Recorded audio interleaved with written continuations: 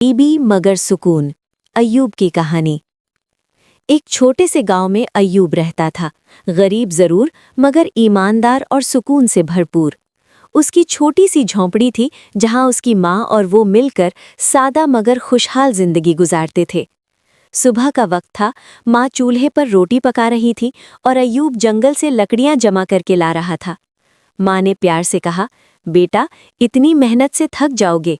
अय्यूब मुस्कुराया और बोला, अम्मी मेहनत से ही बरकत और इज्जत मिलती है। शहर की मजदूरी। अय्यूब रोज शहर जाकर मजदूरी करता। दिन भर की सख्त मेहनत, सिर्फ 2 वक्त की रोटी और माँ की मुस्कुराहट के लिए। वो थक जाता था मगर उसके चेहरे पर शिकायत नहीं होती थी। शाही महल की तन्हाई। उधर महल में बादशाह अपनी खिड़की से बाहर उदास नजर से देख रहा था। उसने कहा, इतनी दौलत होने के बावजूद दिल बेचैन क्यों है? वजीर ने अदब से जवाब दिया, जहां पना अगर हकीकत देखनी हो तो भेष बदलकर आम लोगों के बीच जाइए।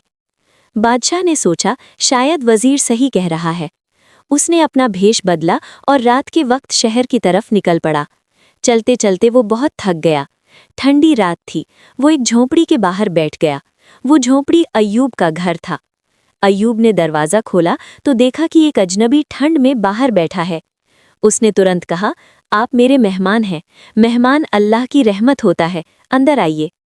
अंदर एक ही रोटी थी। अय्यूब ने वो रोटी आधी आधी बांट ली। उसने मेहमान को चारपाई दी और खुद जमीन पर सो गया।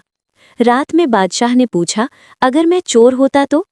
अय्यूब मुस्कुराया, ले जाते क्या, गरीबी या सुकून?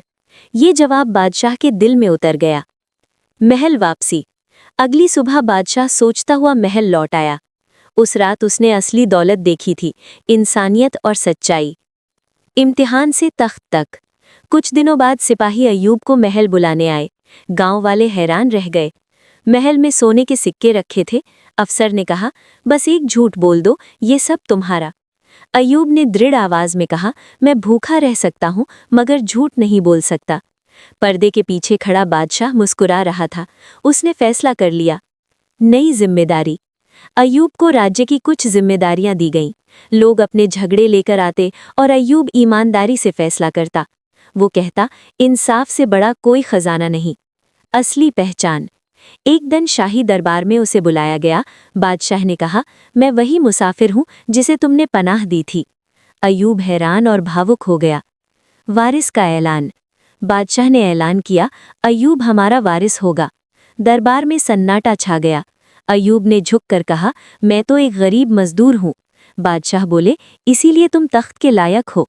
फिर बादशाह ने अपने सिर से ताज उतार कर अय्यूब के सिर पर रख दिया। नया बादशाह अय्यूब। अवाम खुश थी। अय्यूब ने सादगी के साथ ताज पहना और नियत की कि वो अपनी जिम्मेदारी ईमानदारी से निभाएगा। उसने खजाना गरीबों के लिए खोल दिया। वो लोगों के बीच जाकर उनके हालात खुद देखता था। एक दिन किसी ने पूछा, सबसे बड़ी दौलत क्या है? अय्यूब ने जवाब दिया, लोगों का भरोसा और उनकी दुआ। अवाम उसकी हुकूमत से बहुत खुश थी। पुराना बादशाह भी उसकी हुकूमत देखकर संतुष्ट था और सोचता था कि उसका फैसला बिल्कुल सही था। सीख। अच्छा दिल और सच्चाई इंसान को बादशाह बना देती है।